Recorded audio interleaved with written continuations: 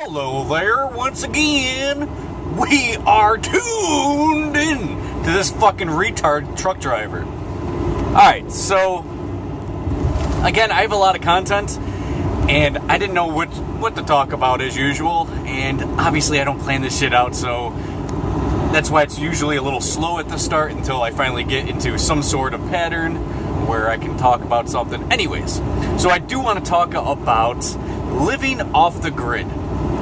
Now, to start this, let's go ahead and talk about, let's say, why the city life or even the suburban community is not so, not right. So, if you're living in the city, which I have, I've lived in the ghetto of Rochester, New York. Well, I think there's some obvious things we can talk about, like violence, like safety. But I don't even think that we're going to even talk about those two subjects yet. So, in the inner city, everyone's reliant on grocery stores, corner stores, stores. Well, what happens if you don't have those stores? They're not going to be there forever. If you went into, the original stores of the United States of America of 1776, are they still around? Maybe there is a couple. I don't fucking know. But I don't go into a store and clearly it's like old as time. But the point is, it's not going to be forever. There's going to be a reason why that store is not going to be there. Now you can argue, well, there's always going to be stores in the cities. You can argue that, but what if something happened? What if the nukes fell? What if, there's a lot of what ifs. But before we even dive into the what ifs, let's talk about what we're dealing with now. In the suburban community, it's like similar to the urban community, just higher taxes and fucking a little farther away from things. You know what I mean? But in the suburban community, generally speaking, they have a decent chunk of lawn. Not huge, not like out in the country, alright? But in the suburbs, you might have a quarter of an acre of land, half an acre, a full acre, 5 acres, in the suburbs. And on land, you can do a lot of stuff. You have more room to do the things you want to do. Which can help you in any type of scenario. You can grow food, which, if you're not familiar with me, I'm totally about growing food and not lawns. And I made a good case for that on the video. I think that was the name of the video, Grow Food, Not Lawns. But there's a lot you can do on land. However, when your land ends, then there's another guy's land. And, you know what? If something was to happen, you don't have enough land. Quarter acre ain't gonna do it. It's not. Half an acre ain't gonna do it. The reason I'm saying why the suburbs are bad, as opposed to, just thinking about the urban communities bad, is because if something was to happen, if World War III was going to happen, if anything's going to happen, like even if it's not happening now and you're preparing for it, chances are someone's going to rat on you. You're living in a community where everyone's hating on each other instead of loving each other. And there's someone who's going to be quick to rat. If you're trying to build an underground bunker, throwing that out there, if you're trying to grow it or make an underground bunker, there's going to be someone that's going to be like, hey, this guy's acting weird, he's building.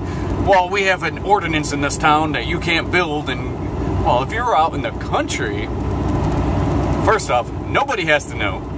Nobody will know. 2, they're more lenient. Now, that's just an underground bunker, but that goes with a lot of things. Growing food on your property, you can only if you're living in the suburbs or in the urban community, you can only have a certain number of specific animals.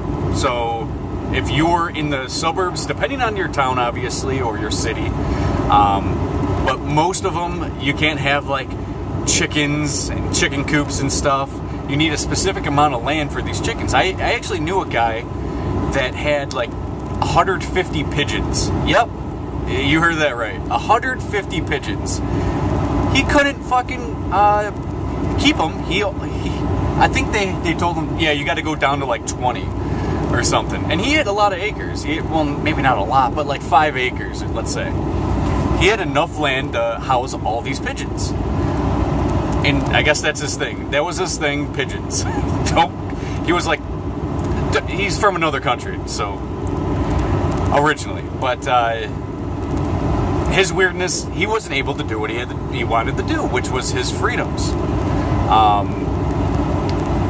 The town he lived in said, yeah, you got to reduce it down to 20. And we'll check up on you. And Lord knows they will. So your freedoms are limited. What you want to do, how you want to prepare, if you want to prepare, if you don't want to prepare. There's a lot of differences in freedoms. If you're in the urban community, you can't just walk around with a gun. But if you were in the country, chances are you could. Oh, I'm hunting. Or, just walking around your property and saying, if somebody stops you, if you're walking down the road with a firearm on you, what are you doing with that firearm? Just exercising my rights. Do that in the urban community? Even the suburbs? Freedoms are limited. Realize that. So going back to the thought process of prepping if something happened. If something was to happen, an EMP attack, war, something, right? Meteor, who the fuck knows? If something was to happen. In the city, in the suburbs, these areas are going to be a mess. And you know it. There's no reason to even get into why. These places are going to be a mess. So, clearly, all the shit that was on the shelves, gone. Stores out of business. How are you going to get your food? You don't have a lawn. I mean, if you do, it's very, very, very, very, very, very small. Trust me, I know. I lived in the ghetto. You don't have much land. And if you do have that little fenced-in, like, 1/10 of an acre spot, that's enough probably to grow for one person. And not to mention, there's other eyeballs. There's someone looking at your yard and saying, he's growing food for me. He's growing that food for me because the second nightfall hits and your tomatoes are propping up, and nice and ripe, they're checking it out during the day. They might just take a quick glance and like, I got another week. And that week comes, boom, your tomatoes are gone. Fuck, what happened to my tomatoes? If something was to happen, you'd be fucked. So, realize that, understand that, and honestly, my channel has a lot to do with helping out you and your family. So we might as well get to preparedness. Preparedness is a quality that you get for higher IQ and higher amounts of compassion.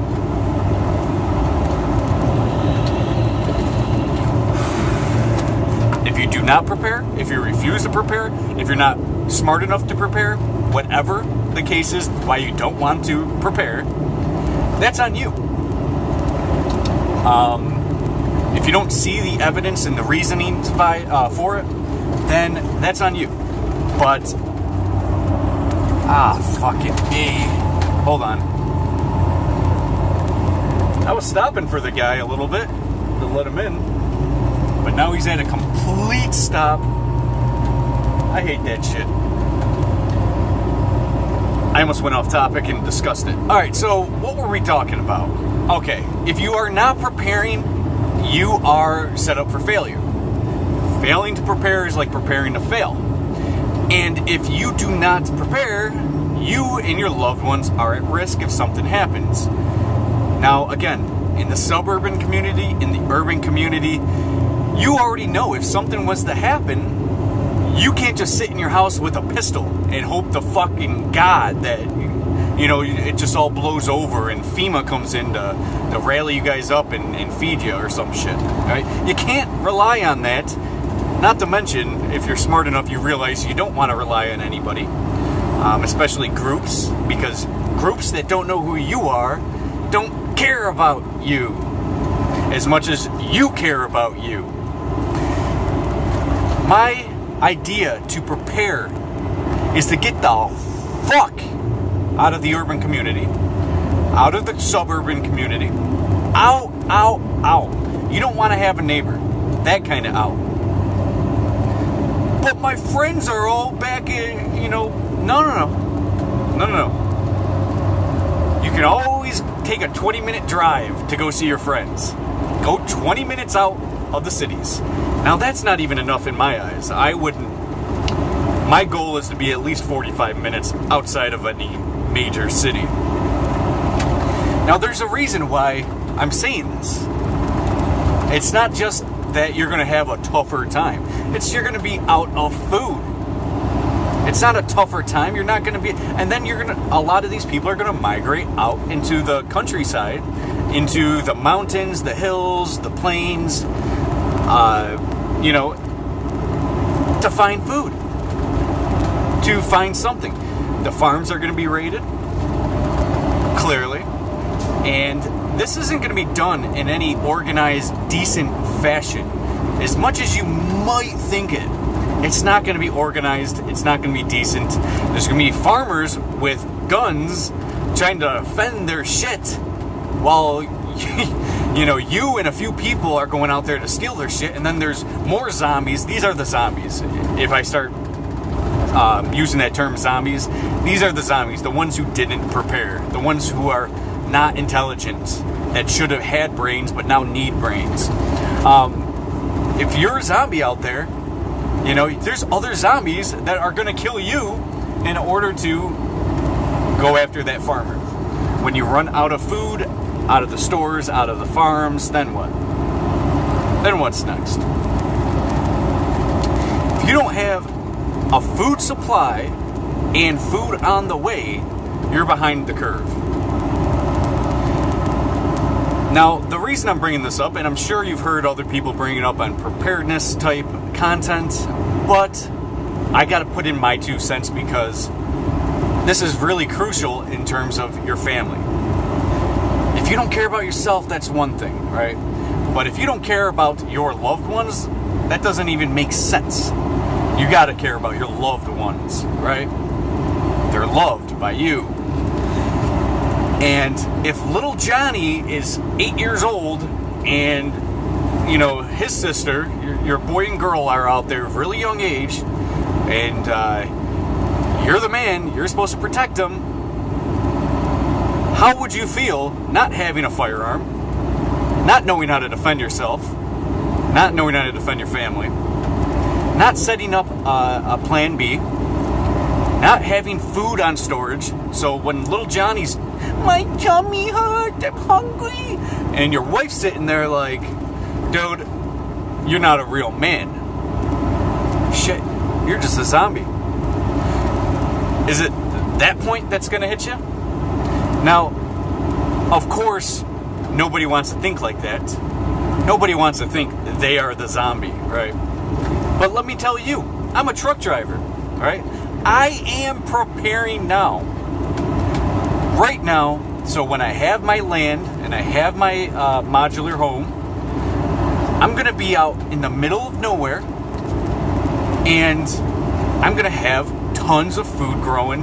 I'm going to have even more guns, you know, and the people that will live with me are generally going to be the family I'm going to create, maybe other people as well on my land. And everyone's going to learn how to use guns, not be scared to shoot anyone, not like you see sometimes in the movies, which is really weird to me. If you can't pull the trigger on a gun, damn, are we out of touch with reality? Anyways, that's a story for another day. I do have to make a full video on guns, so I'm not going to dive too deep on the gun aspect.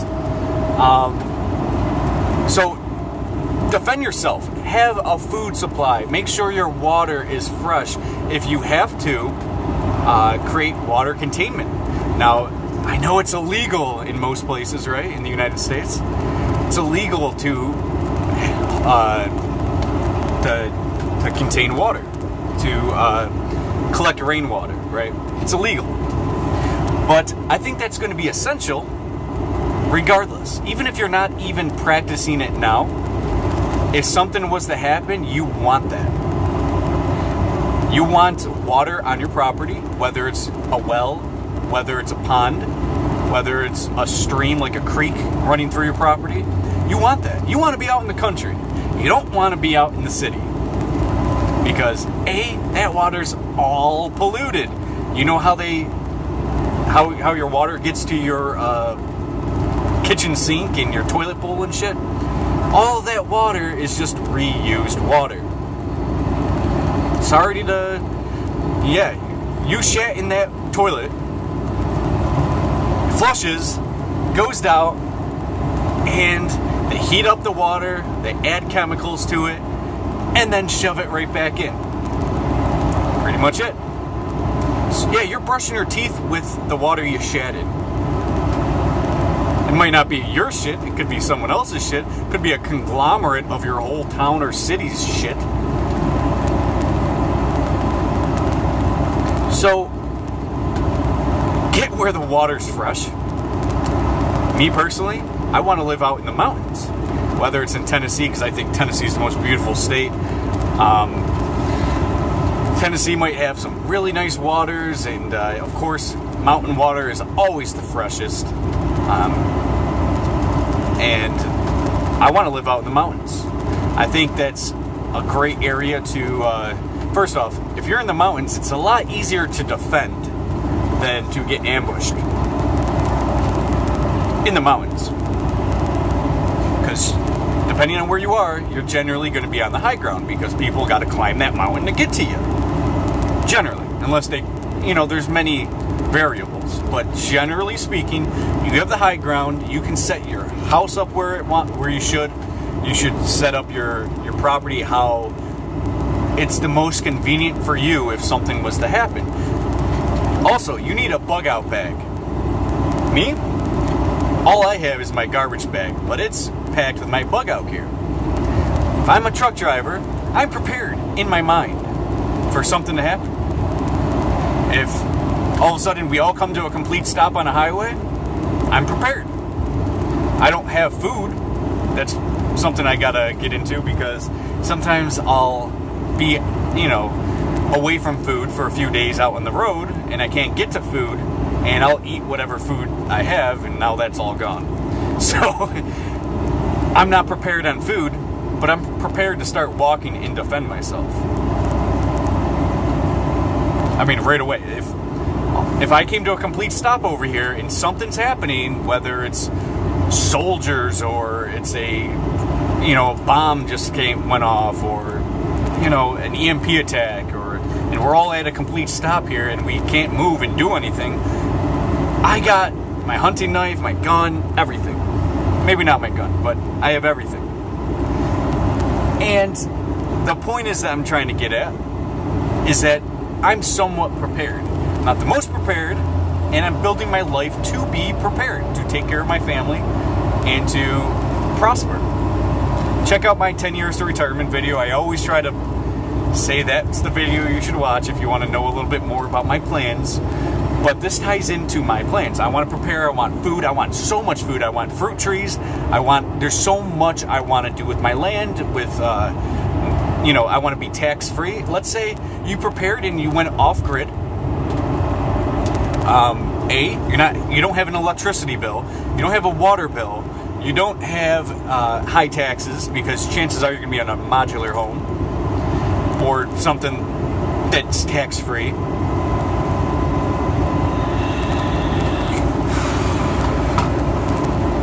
And when you are tax-free, and if nothing happens, you're saving tons of money.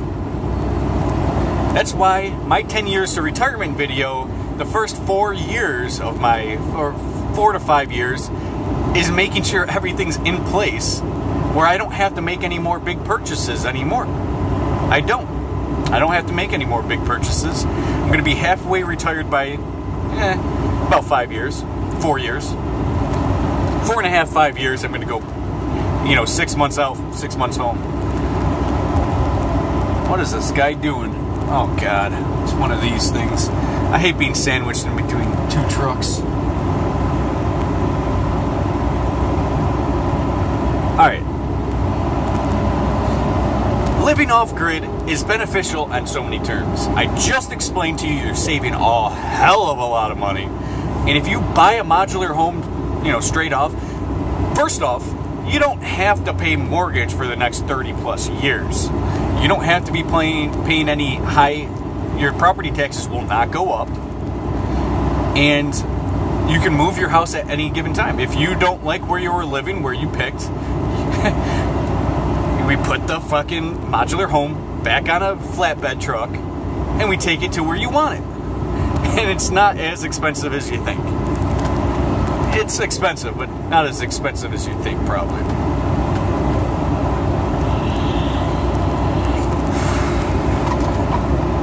So, you're saving so much money. It's convenient.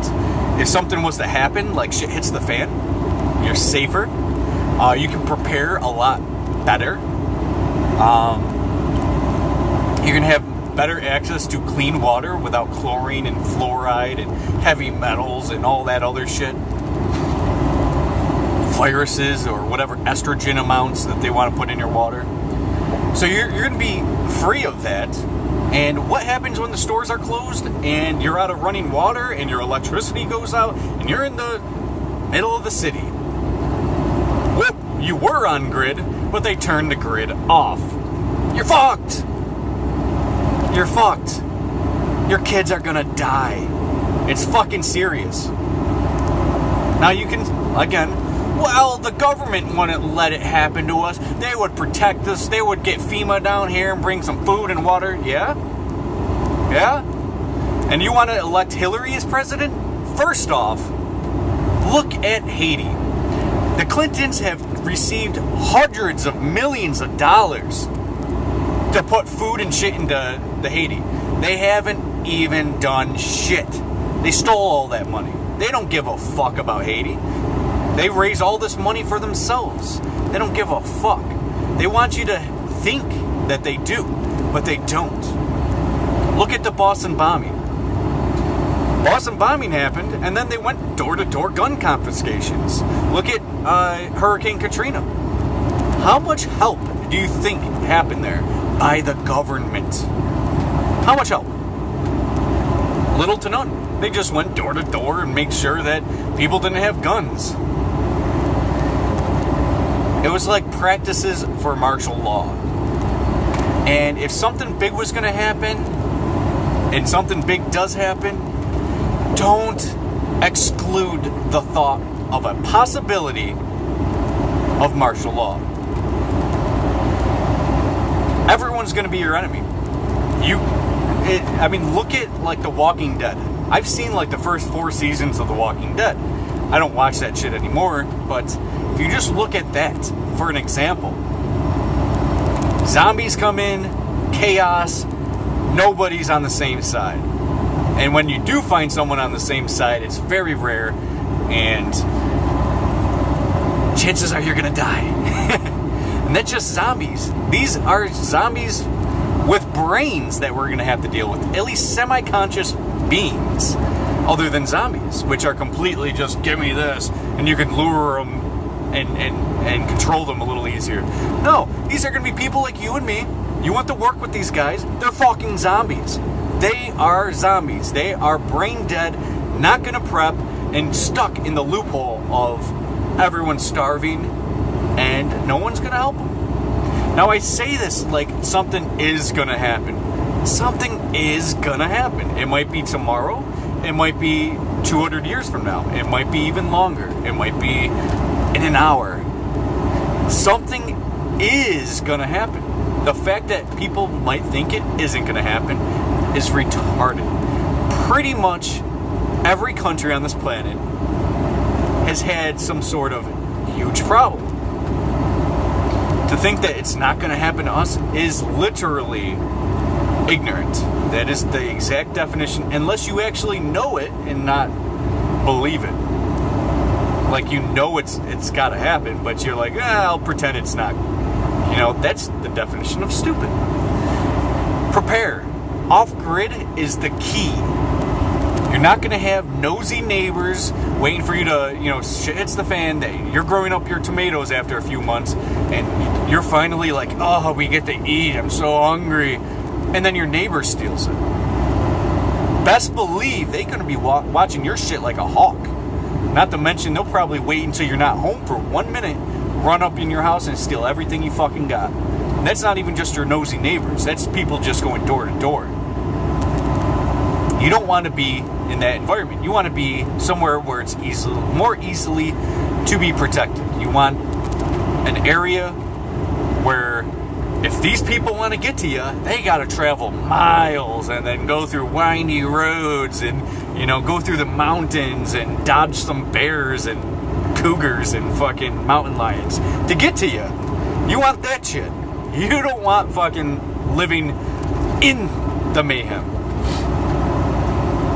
Now, of course, I can keep talking about this shit all day, but I think I already took too long to explain the little bit that I did. Go off-grid. Do your research if you don't believe me. Do your research. Start realizing that your preparedness matters. It literally matters to the point where chances are it's life or death. And the way shit's going right now, Hillary becomes president, we all know World War III might happen. And we're basically in Cold War 2.0 right now. So if there's a time to prepare, it is probably the last moments to prepare. I don't want to stress that on you, because then a year from now, the war didn't happen. You're a lunatic. You know what I mean? I'm not saying the war is going to happen. Just like the Cold War never happened. It was just a suspenseful thing. It's kind of suspenseful right now. And there's a lot of land out here. A lot cheaper than in the suburbs. So I would try to get out here. Bring your family out here. Homeschool them. Teach them. Show them the right ways. Show them, the shit you would learn in Cub Scouts. How to build a fire. How to collect firewood. How to, how to build.